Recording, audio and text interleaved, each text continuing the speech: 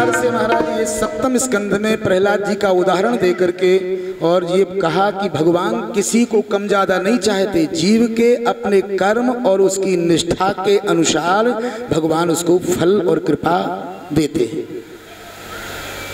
भगवान स्वयं कहते हैं क्या, समाह शत्रु च मित्रे च तथा मानापमानो। जीव के लिए जब कहा तो परमात्मा तो सब पे समदृष्टा है ही, इसलिए दैत्य पुत्र प्रहलाद का उदाहरण दिया। आगे धर्म की चर्चा की है, वर्णाश्रम वर्ण धर्म की चर्चा की, आश्रम धर्म की चर्चा की और स्त्री धर्म की चर्चा की। वर्ण धर्म में कहा चातुर्वर्ण्यम मया सृष्टम गुण कर्म विभागसः कर्तारमपि माम विद्य कर्तारमप्ययम्। वर्णाश्रम धर्म में ब्राह्मण के जन्मजात 9 कर्म होते हैं, उनको स्वीकार करके जीवन को बिताना चाहिए। समो दमस तपः शौचम क्षांति रार्जवमेव च ज्ञानम विज्ञानम आस्तिक्यम ब्रह्म कर्म स्वभावजम। ये स्वभावजन्य कर्म, ब्राह्मण कुल में जन्म हो जाए तो समत्व होना चाहिए, समदृष्टा।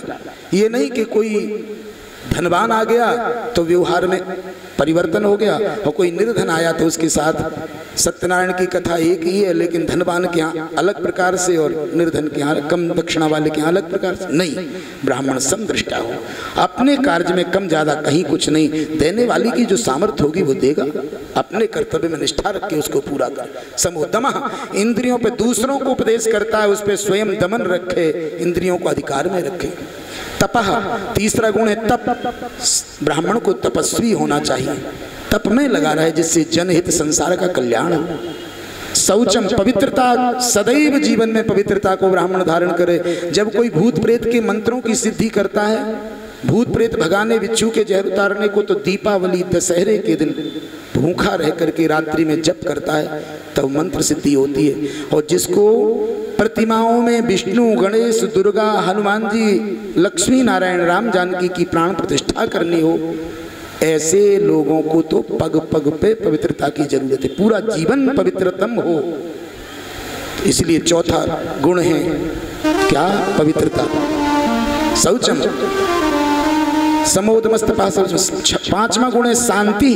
ब्राह्मण को क्रोधी नहीं होना चाहिए, बार बार क्रोध करेगा तो करह क्रोध जिम धर्म है दूरी, तो धर्म से दूरी बन जाएगी, इसलिए क्रोधी ना हो। हाँ, यदि वास्तविक क्रोध की आवश्यकता आ जाए तो क्रोध करे तो सामने वाले को समझ में आना चाहिए कि किसी ब्राह्मण के प्रकोप से मेरी दुर्गति हो रही है, इतना तप करके संजो करके रखे। पहले किसी जीव के अहित को सोचे ही नहीं, लेकिन कभी कोई उद्दंडता होती है तो उसके लिए इतनी तपस्या हो कि उसका पराभव अपने आप हो जाए। शमोदमस्तपः शौचम शांति रार्जव। अब आर्जव माने नम्रता, ब्राह्मण नम्र होना चाहिए। क्षत्रिय आदि वर्णों के लिए पहले से तो न झुके, लेकिन कोई एक बार झुकता है तो 2 बार 3 बार भैया जय हो, जय सिया राम, जय जय सीताराम।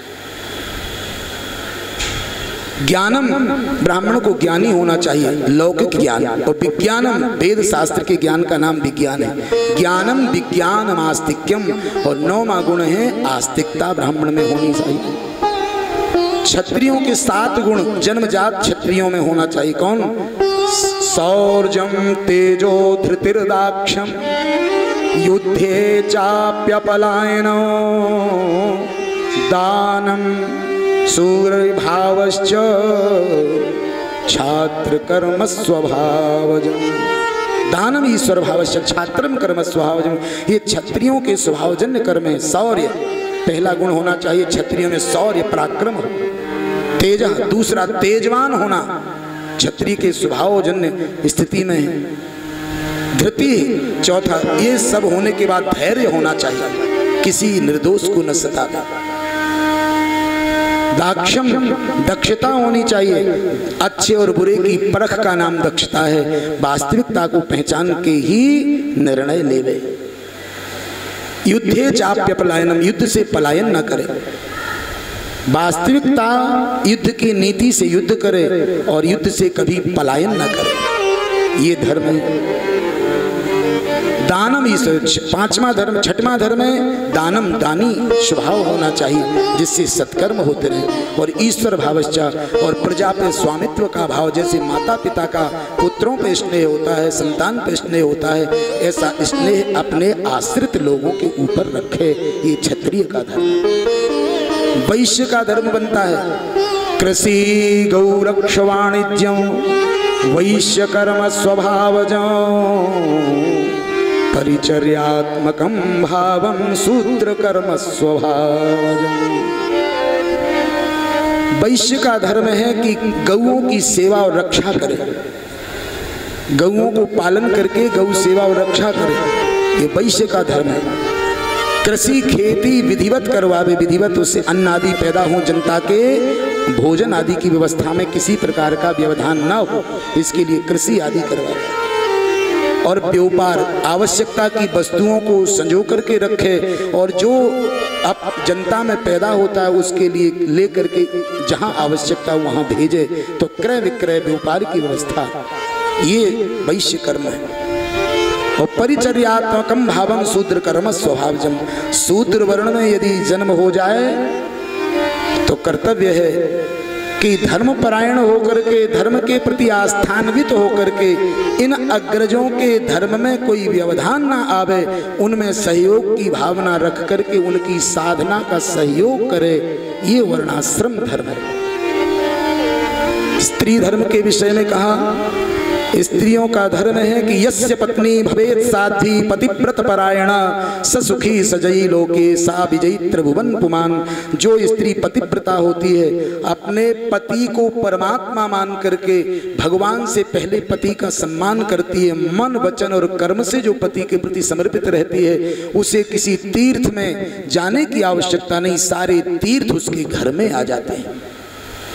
और ऐसी स्त्री को भगवान भी झुकते हैं। कल आप माता अनुसुईया की कथा बड़े विस्तार से सुन चुके हैं। स्त्री धर्म का वर्णन किया। जब पति परदेश में हो तो स्त्री को ज्यादा श्रृंगार नहीं, सामान्य श्रृंगार करके रहना चाहिए। और पति घर में आ जाए तो अपने सारे श्रृंगार को करके पति को अपनी ओर आकर्षित करने के लिए संपूर्ण श्रृंगारों से सुसज्जित रहना चाहिए। इस प्रकार से स्त्री धर्म का वर्णन किया। आगे आश्रम धर्म की चर्चा की। ब्रह्मचर्य जो आश्रम है उसमें नीचवत अपने आप को तृणवत समझ करके, तृणादपि सुनीचेन तरोरपि सहिष्णुना अमानिना मान देन कीर्तनिया सदा हरि।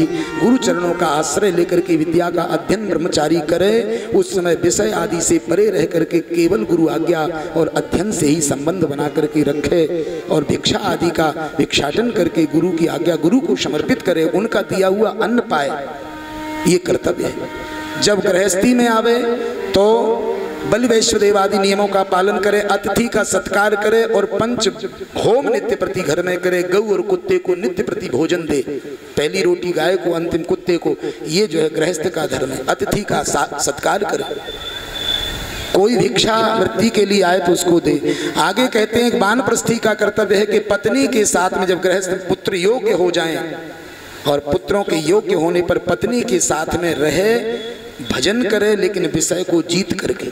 जब पत्नी के साथ रह करके विषयों से मन हट जाए तो पत्नी को पुत्रों के अधीन छोड़ करके फिर सन्यास ले लेवे। और सन्यास में जाकर के चोटी और जनेऊ आदि समाप्त हो जाते हैं, वहाँ तो वो परमात्मा स्वरूप हो जाता है। दंड को लेकर के, ब्राह्मण है तो, क्षत्रिय आदि तो बिना दंड के सन्यास लेकर के और भगवान के निरंतर जब तप में रहे, अन्न आदि को कभी चूल्हे पे न पकाएं, जो मिल जावे उसी को खा करके उसी में तृप्त रहे और किसी भी वस्तु को संजो करके संग्रह न करें, ये सन्यासी के धर्म का वर्णन किया है। इस प्रकार वर्णाश्रम धर्म विस्तार से, लेकिन समय की सीमा है। आगे मन्वंतरों की चर्चा की तो मन्वंतरों में जो कहा है, अष्टम स्कंद के मन्वंतरों में भगवान के अवतारों की चर्चा हुई। पहला मन्वंतर जो अभी तक आप कथा सुन रहे, मनु स्वयंभव मनु महाराज के विषय की चर्चा हुई। दूसरा मन्वंतर स्वारोचिष्ट मन्वंतर हुआ, उसमें भगवान का कोई विशेष अवतार नहीं हुआ।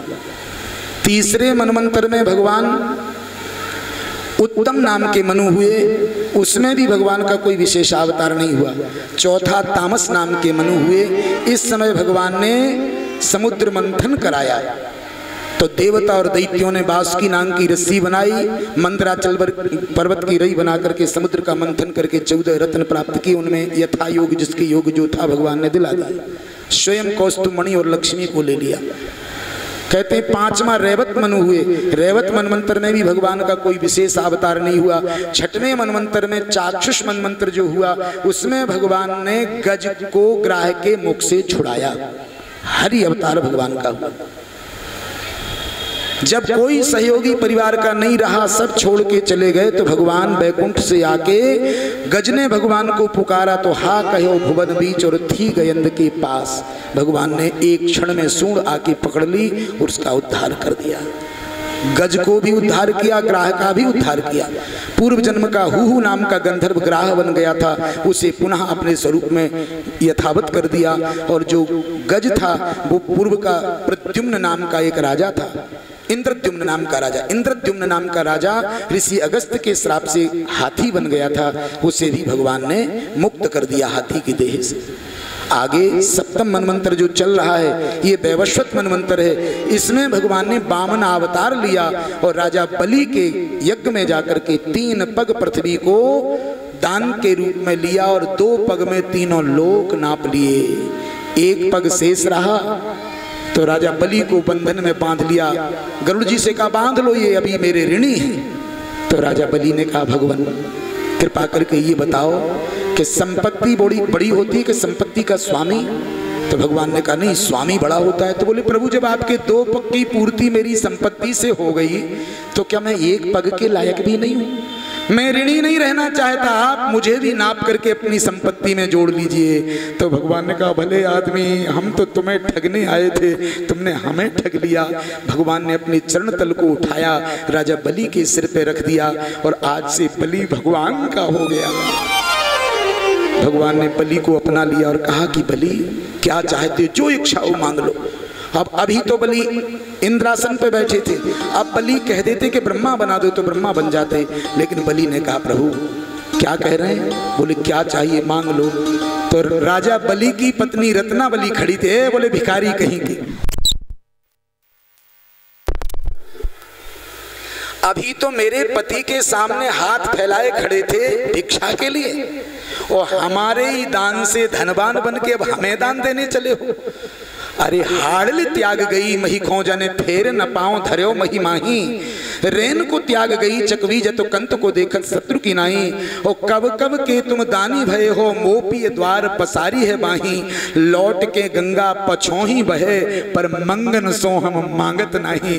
हम भिक मंगों से भीख नहीं मांगते, हम जिसको देते हैं उससे लेते नहीं। तो भगवान वामन की गर्दन नीची हो गई कि सत्य है, अभी मैं मांग रहा तब देने वाला बन गया। राजा बलि ने कहा प्रभु ये तो पगली है, ये नहीं जानती, मैं आपसे मांग रहा, मुझे दे दो, क्या चाहिए? राजा बलि कहे वामन सो नहीं चाहूं कछु धन धाम अगारे। राजा बलि कहे वामन सो नहीं चाहूं कछु धन धाम अगारे। राज चाहूं सुख साज चाहूं नहीं चाहूं कछु गज बाज अपारे। चाहूं यही की रहे रुचि धर्म प्रेम रहे चरणों में तुम्हारे। प्रेम रहे चरणों में तुम्हारे। यही स्वरूप से नाथ सदा अब ठाणे रहो तुम द्वार हमारे। यही स्वरूप से नाथ सदा तुम ठाणे रहो द्वार हमारे। हे नाथ मैं राजा बलि कहे वामन सो नहीं चाहूं कछु धन धाम अगारे। न तो मुझे स्वर्ग का राज चाहिए, न ब्रह्मलोक चाहिए, न सुतल लोक चाहिए, मैं ये कुछ नहीं चाहता। तो क्या चाहते हो? न मैं गजबाज हाथी घोड़े सोने चांदी की कामना करता हूँ। फिर बोले मैं तो ये चाहता हूँ कि हे प्रभु जैसे जहाँ रखें महलों में राखो, चाहे झोपड़ी में बास दो। आप चाहे महलों में रख दो, आप चाहे झोपड़ी में रख दो, लेकिन घर से जब निकलूं तो दरवाजे पे दंड लिए आप खड़े हों, आपका दर्शन करके बाहर जाऊं। और जब बाहर से घर में आऊं तो दरवाजे पे आपका दर्शन करके अंदर जाऊं। बोले भले आदमी, जगत पिता जगदीश्वर को सिक्योरिटी गार्ड बना रहे हो, पहरेदार। बोले प्रभु देना है तो दे दो और नहीं तो मना कर दो, बदनामी आपकी होगी। भगवान बोले नहीं दूंगा तो त्रिलोकी में बदनाम हो जाऊंगा, इसलिए बलि हम तुम्हें देते कि हम तुम्हारे द्वारपाल रहेंगे। सुतल लोक का राज्य दे दिया और भगवान द्वारपाल बन के खड़े हो गए। अब बैकुंठ में भगवान नहीं, माता लक्ष्मी दुखी है।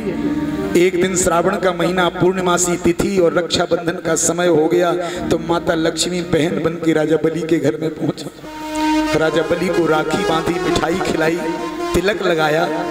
बलि प्रसन्न हो गए, बहन मांग लो, ये तो दानी, बहन मांग लो क्या चाहिए। बहन ने कहा वचन दो, जो मांगूंगी मिलेगा। अरे बहन, आज तक किसी को मना नहीं किया तो बहन को कैसे मना कर सकता हूँ, मांग के देखो क्या चाहिए। तो बोले भैया अगर देना चाहते हो तो अपना द्वारपाल दे दो। बलि रोने लगे, बहन ये क्या मांग लिया। बोले भैया इसी के लिए लेने आई हूँ। तो रोते बलि को भगवान ने देखा, कहा राजन रो मत, हम जाने के बाद भी 4 महीने वर्ष में तुम्हारे यहाँ आएंगे। 3 ही देवा एक ही सेवा, 4 महीने हम ब्रह्मा विष्णु शंकर तुम्हारी सेवा में दरवाजे पर रहा करेंगे तुम्हारी रक्षा के लिए। तो उस समय से अब देव शयनी एकादशी है आज भगवान जा रहे हैं पाताल में राजा बलि के यहाँ। 4 महीने रहेंगे और देवठानी प्रबोध अब कहेंगे बालोक से जालोक को आओ प्रभु, तब राजा बलि के यहाँ से भगवान फिर आएंगे। आज बलि के यहाँ जा रहे हैं। बोले भक्त वत्सल भगवान की जय। अच्छा जयकारा में फिर कंजूसी, थोड़ा जोर से बोलो ना, प्रेम से बोलो राधे राधे राधे राधे, शीतला मैया की जय जय जय। इस प्रकार से भगवान ने ये मन मंत्रों की चर्चा सुनाई। आगे जो मनु होंगे उनके नाम भी बताए। आगे नवम स्कंद में प्रवेश किया और कहा क्या कथितो वंश विस्तारो भवतः सोम सूर्ययो राज्ञां चोभय वंशानां चरितं परमाद्भुतम्। निवेदन किया महाराज परीक्षित ने, गुरुदेव अब आप सूर्य वंश और चंद्र वंश के विषय में मुझे इस मनमंत्र में जो राजा हुए जिसमें हम बैठे हैं, वैवस्वत मनमंत्र के राजाओं की विषय में वंश का विस्तार से वर्णन करिए। श्री सुखदेव जी ने कहा राजन परीक्षित, यदि मैं इन वंशों का विस्तार से वर्णन करूं तो वक्तुम वर्ष सतैरपि 100 वर्ष भी बोलता रहूं तब भी इन वंशों की विस्तार से चर्चा नहीं कर सकता। तो लघु रूप में मैं कुछ नाम तुम्हें सुनाई देता हूं। जब सुखदेव जी ये कह रहे हैं तो हम तो कहाँ हैं, इसलिए हम भी आपको गिने चुने राजाओं का नाम बताते हैं। आदि नारायण भगवान की नाभि से कमल हुआ, कमल से ब्रह्मा जी हुए, ब्रह्मा के पुत्र का नाम मरीचि हुआ और मरीचि के पुत्र कश्यप हुए। कश्यप के यहाँ 13 पत्नियां हुई।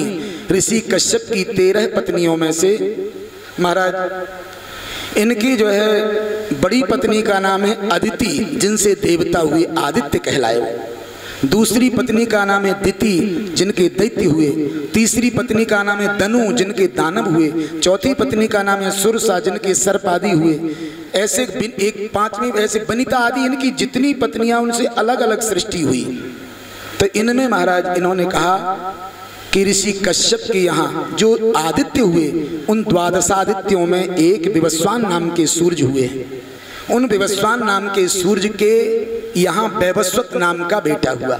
इनका नाम श्राद्धदेव भी हुआ, जो इस मनमंत्र के मनु हैं। श्राद्धदेव मनु की पत्नी का नाम श्रद्धा हुआ। महारानी श्रद्धा के यहाँ कोई संतान नहीं हुई तो गुरु वशिष्ठ से निवेदन किया, गुरुदेव हमें संतान हो, कोई अनुष्ठान कराइए। तो गुरु जी ने अपने शिष्यों को आदेश कर दिया। ब्राह्मणों ने अनुष्ठान की तैयारी कर ली। महारानी श्रद्धा आई, बोले महाराज बेटी हो ऐसा संकल्प करना। ब्राह्मणों ने अनुष्ठान किया, अनुष्ठान हो गया। समय आने पर महारानी ने पुत्री को जन्म दिया। जैसे ही पुत्री हुई तो राजा श्राद्धदेव मनु विचार करने लगे, बेटा चाहा था बेटी हो गई, कारण क्या है। तब तो महाराज गुरु वशिष्ठ जी से निवेदन किया, गुरुदेव क्या अनुष्ठान के फल में भी विकृति होती है। मैं तो बेटा चाहता था लेकिन बेटी कैसे हो गई। गुरु वशिष्ठ जी ने नेत्र बंद करके ध्यान दिया। ओ ब्राह्मणों से महारानी श्रद्धा ने पुत्री का संकल्प कराया, लेकिन चिंता मत करो बेटी को बेटा बनाए देते हैं। चुल्लू में जल लिया, बिना ओपीडी ऑपरेशन थिएटर के, बिना किसी औजार के, मंत्र शक्ति का प्रभाव गुरु वशिष्ठ ने हाथ में जल लिया। ऐसा विज्ञान अब कहाँ है। चुल्लू में जल लेके मंत्र से अभिमंत्रित करके उस इला नाम की कन्या पे छींटे मारे और संकल्प किया कि पुत्र हो जाओ। इला नाम की कन्या ही सुद्युम्न नाम का बेटा हो गई। उसका लालन पालन हुआ, समय आने पर यज्ञोपवीत हुआ, उसकी शिक्षा दीक्षा हुई।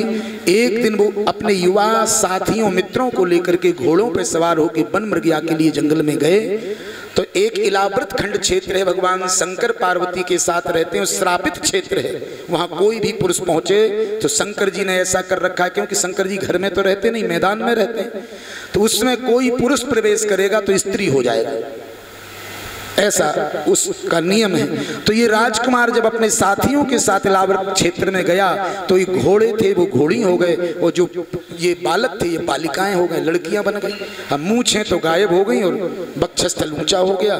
ये सब देखा तो अब लड़का लड़की बन जाए तो घर कैसे जाए, संकोच बस घर नहीं गए, जंगल में ही घूमने लगे। तो चंद्रमा के बेटा बुध ने इनको देखा और पत्नी बना लिया, और पत्नी बना के इनसे 6 पुत्रों को उत्पन्न किया, पुरुरवा नाम का एक बेटा उत्पन्न किया। और उसके बाद में ये अपने गुरुजी को पुकारे तो गुरुजी ने पुनः भगवान शिव की स्तुति करके इनको पुत्र बनाने के लिए प्रयास किया। शंकर भगवान ने कहा 1 महीने बेटा और 1 महीने बेटी रहा करेंगे, ये वर दे दिया। इनके यहाँ 3 बेटे भी हुए पुरुष रूप में, बाद में इन्होंने राज्य का त्याग करके वन में चले गए। फिर श्राद्धदेव मनु को, वैवस्वत मनु को 10 पुत्र हुए अपनी महारानी श्रद्धा से। इक्ष्वाकु, नग, सरयाति, दिष्ट, धृष्ट, करुष, नरिष्यंत्र, प्रसद्र, नभग और कवि, ये 10 बेटे हुए। इनमें इक्ष्वाकु महाराज के वंश में भगवान रघुनाथ जी का अवतार होगा। बड़े पुत्र का नाम इक्ष्वाकु हुआ। इक्ष्वाकु के वंश में आगे चल करके महाराज एक राजा हुए, प्रतापी राजा सगर। सगर की 2 पत्नियां थी, एक की 60,000 बेटा हुए, एक पत्नी का एक ही बेटा असमंजस। 60,000 पुत्रों को पाके इन्होंने एक जब उनके बड़े हो जाने पर एक विशाल यज्ञ किया, अश्वमेध यज्ञ। घोड़े की खोज में वो गए, इंद्र ने घोड़े को चुरा के कपिल स्थान पर बांध दिया। बालक समुद्र को, जो आज गंगा सागर कहते हैं, इस स्थान को खोदे और कपिल जी तक पहुंच गए। वहां जाके कहा ये पाखंडी नेत्र बंद करके बैठा है, इसी ने घोड़े को चुराया है। ऐसा कहा तो कपिल मुनि की क्रोधाग्नि में जल करके सबके सब भस्मीभूत हो गए।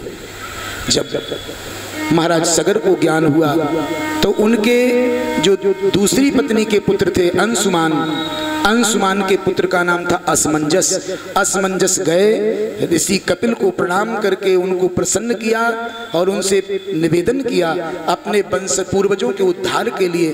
तब उन्होंने कहा कि गंगा स्वर्ग से मृत्युलोक में आएगी तब उद्धार होगा।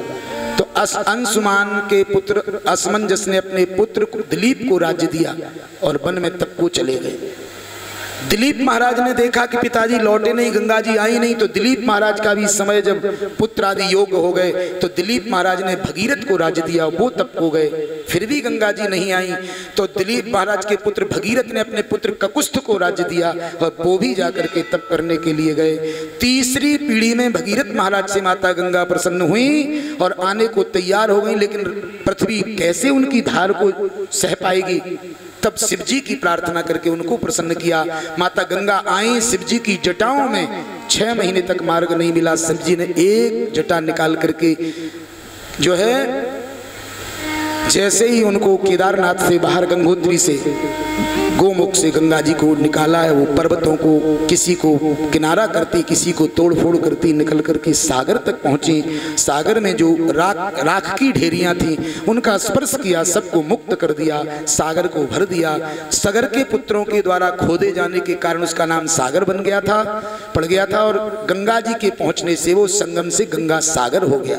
सागर के पुत्रों के द्वारा बनाई हुई गर्त में गंगा का संगम प्रवेश जब हुआ तो गंगा सागर हो गया। तो कहते हैं कि और तीर्थ बार बार और गंगा सागर एक बार। बोलो गंगा मैया की। माता गंगा इस प्रकार से मृत्युलोक में आई।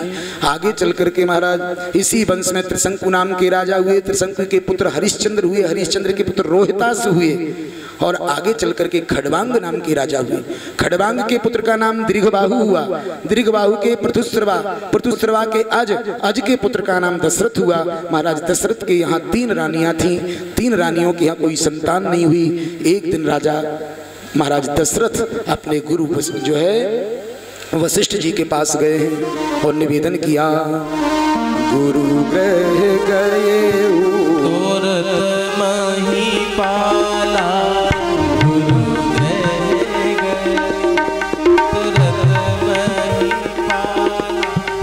चरण लाग करो विनय पाठशाला।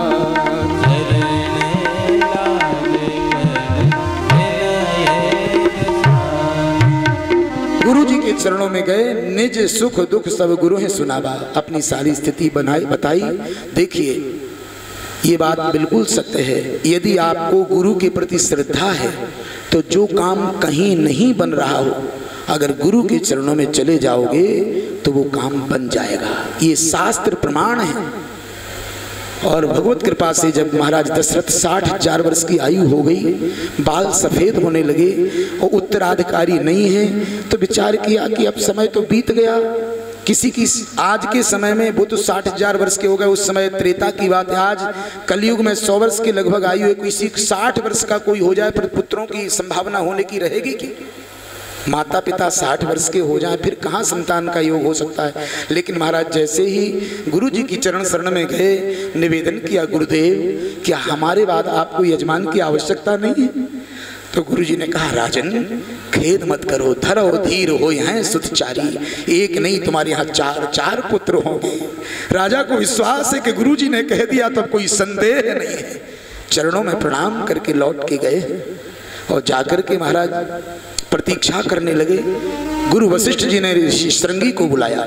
श्रृंगी ऋषि वशिष्ठ बुलावा, पुत्र लाग शुभ यज्ञ करावा। श्रृंगी ऋषि वशिष्ठ बुलावा, पुत्र काम शुभ यज्ञ करावा।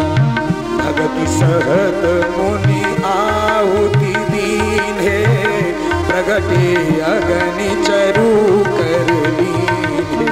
भगति सहित मुनि आहुति दीन, प्रगटे अग्नि चरु कर लीन। जता जोग बांटहु नृप जाई। महाराज दशरथ को चरु दे दी गई और आदेश कर दिया, जाओ अपनी रानियों को चरु जाकर के दे दो। महाराज उस खीर को अग्नि नारायण से लिए हैं, गुरु जी की आज्ञा से लेकर के गए तो अर्धभाग कौशल्य दीन्हा, उभय भाग आधा पुनि कीन्हा।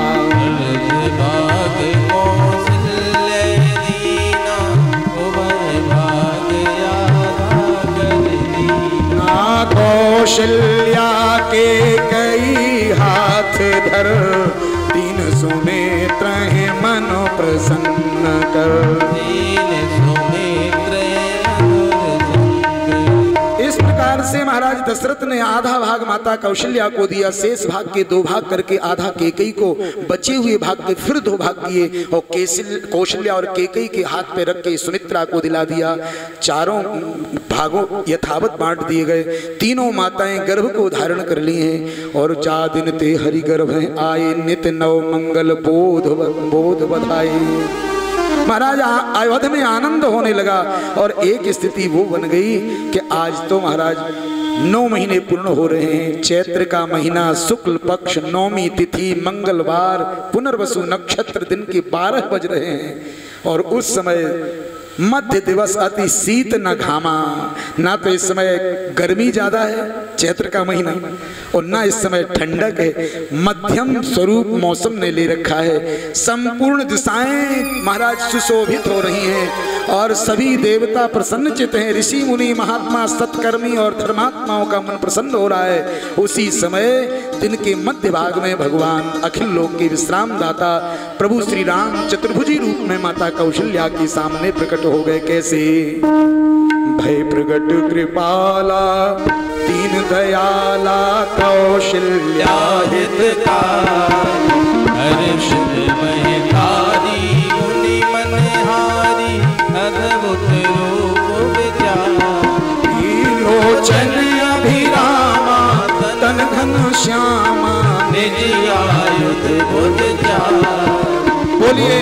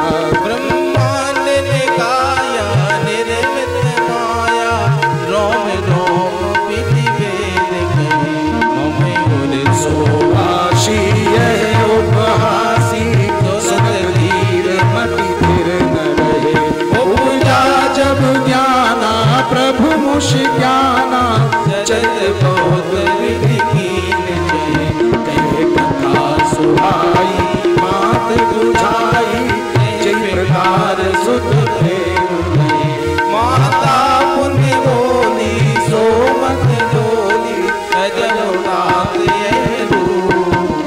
कीजे शिशु लीला अति क्रियशीला है सुख परम अनुपा सुन बचन सुजाना रोदन ठाना होए बालक शुरभूपा यह चरित गावे हरि पद पावे ते न परे भवभूपा आते न परे भवभूपा आते न परे भवभूपा विप्रधेनु सुर संत हित लीन मनुज अवतार निज इच्छा निर्मित तनु माया गुण गोपाल।